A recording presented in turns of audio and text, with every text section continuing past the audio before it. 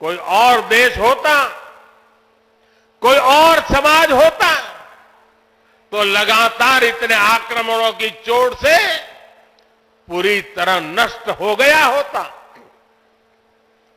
फिर भी हम न केवल डटे रहे, बल्कि और भी ज्यादा मजबूत होकर सामने आए। आज सदियों के वो बलिदान फलीभूत हो रहे हैं। जैसे कोई बीज वर्षों के अकाल में पड़ा रहा हो, लेकिन जब वर्षा काल आता है तो वो बीज अंकुरित हो उठता है। वैसे ही आज भारत के अमृत काल में भारत के गौरव, भारत के उत्कर्ष और भारत के सामर्थ्य का बीज अंकुरित हो रहा है। एक के बाद एक हर क्षेत्र में कितना कुछ नया हो रहा है। जैसे देश के संत और आचार्य नए मंदिर बनवा रहे हैं, वैसे ही मुझे ईश्वर ने राष्ट्र रूपी मंदिर के नवनिर्माण का दायित्व सौंपा है। मैं दिन रात राष्ट्र रूपी मंदिर को भव्यता देने में लगा हूं, उसके गौरव का विस्तार कर रहा हूं। इस निष्ठा के परिणाम भी हमें उसी तेजी से मिल रहे हैं। आज पहली बार भारत उस मुकाम पर है जहां हम अनुसरण नहीं कर रहे हैं, उदाहरण पेश कर रहे हैं। आज पहली बार भारत को टेक्नोलॉजी और डिजिटल टेक्नोलॉजी के क्षेत्र में संभावनाओं के केंद्र के रूप में देखा जा रहा है। हमारी पहचान इनोवेशन हब के तौर पर हो रही है। हम पहली बार दुनिया की 5वीं सबसे बड़ी अर्थव्यवस्था जैसे बड़े मुकाम पर पहुंचे हैं। हम चंद्रमा के दक्षिण ध्रुव तक पहुंचने वाले पहले देश बने हैं। पहली बार भारत में वंदे भारत और नमो भारत जैसी आधुनिक ट्रेनें चल रही है। पहली बार भारत में बुलेट ट्रेन चलने की तैयारी हो रही है। पहली बार हाईटेक हाईवे एक्सप्रेसवे का इतना बड़ा नेटवर्क और उसकी ताकत देश के पास है। पहली बार भारत का नागरिक, चाहे वो दुनिया के किसी भी देश में हो, अपने आप को इतना गौरवान्वित महसूस करता है। देश में सकारात्मक सोच और आत्मविश्वास का ये जो ज्वार हम देख रहे हैं, एक अद्भुत अनुभूति है। इसलिए आज हमारी शक्ति भी अनंत है और हमारे लिए संभावनाएं भी अपार है। साथियों, राष्ट्र को सफल होने के लिए ऊर्जा सामूहिकता से मिलती है।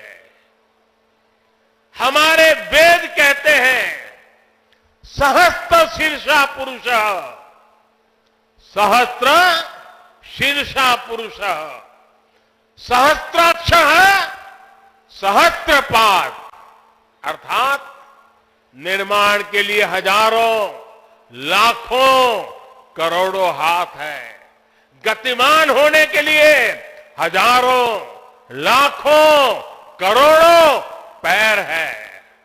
आज हमें भारत में उसी विराट चेतना के दर्शन हो रहे हैं।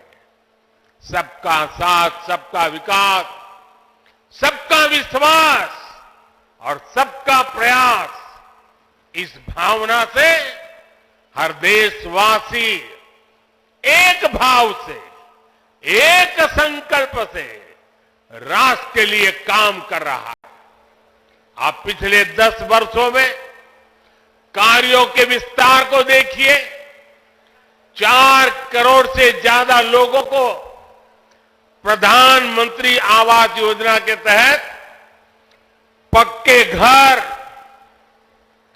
11 करोड़ परिवारों को शौचालय यानी इज्जत घर, 2.5 करोड़ परिवारों को घर में बिजली, 10 करोड़ से अधिक परिवारों को पानी के लिए कनेक्शन, 80 करोड़ लोगों को मुफ्त राशन, 10 करोड़ महिलाओं को कम कीमत पर गैस सिलेंडर, 50 करोड़ लोगों को स्वस्थ जीवन के लिए आयुष्मान कार्ड, करीब 10 करोड़ किसानों को किसान सम्मान निधि।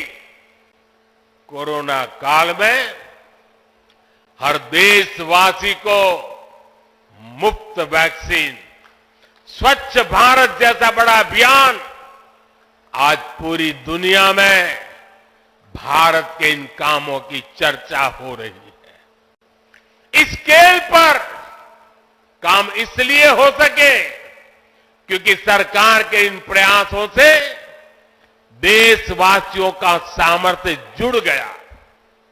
आज लोग सरकार की योजनाओं का लाभ दिलाने के लिए गरीबों की मदद कर रहे हैं। लोग 100% सैचुरेशन के अभियान में हिस्सा बन रहे हैं। गरीब की सेवा का ये भाव समाज को नर में नारायण की प्रेरणा देने वाले हमारे आध्यात्मिक मूल्यों से मिली है।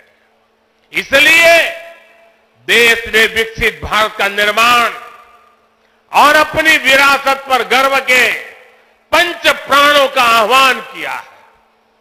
साथियों, भारत जब भी बड़े संकल्प लेता है, उसके मार्गदर्शन के लिए ईश्वरीय चेतना किसी न किसी रूप में हमारे बीच जरूर आती है।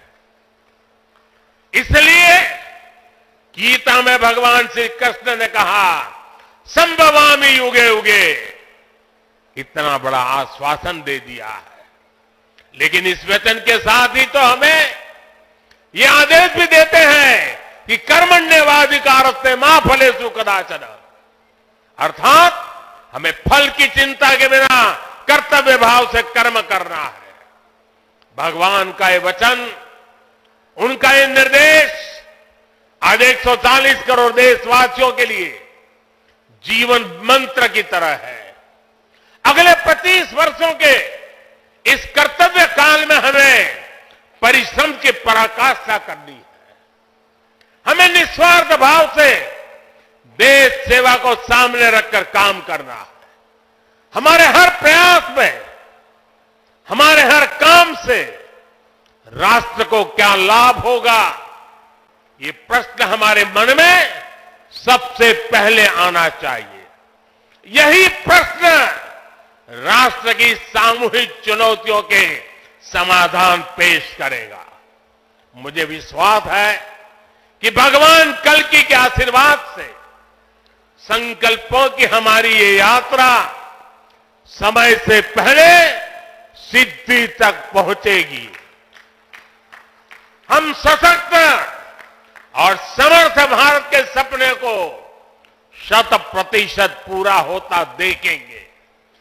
इसी की कामना के साथ आप सभी का मैं बहुत बहुत धन्यवाद करता हूं और इस भव्य आयोजन के लिए और इतनी बड़ी तादाद में संतों के आशीर्वाद प्राप्त करने के लिए मैं हृदय से प्रणाम करते हुए अपनी वाणी को विराम देता हूं। मेरे साथ बोले, भारत माता की, भारत माता की, भारत माता की। बहुत बहुत धन्यवाद।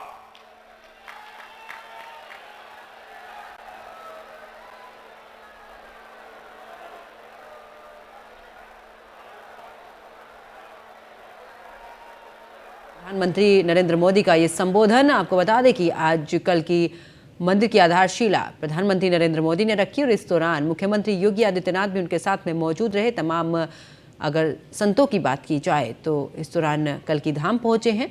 और बात अगर की जाए तो प्रमोद कृष्णम का जो सपना था वो अब साकार होता नजर आ रहा है। अपने संबोधन में तमाम बड़ी बातें प्रधानमंत्री नरेंद्र मोदी ने कही और साथ ही उन्होंने विपक्ष पर भी निशाना साधते हुए कहा कि मंदिर निर्माण के लिए लगातार एक लंबी लड़ाई प्रमोद कृष्णम ने लड़ी है।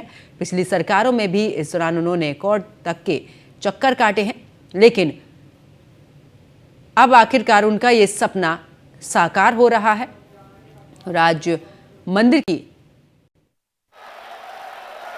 भारत माता की, भारत माता की, भारत माता की।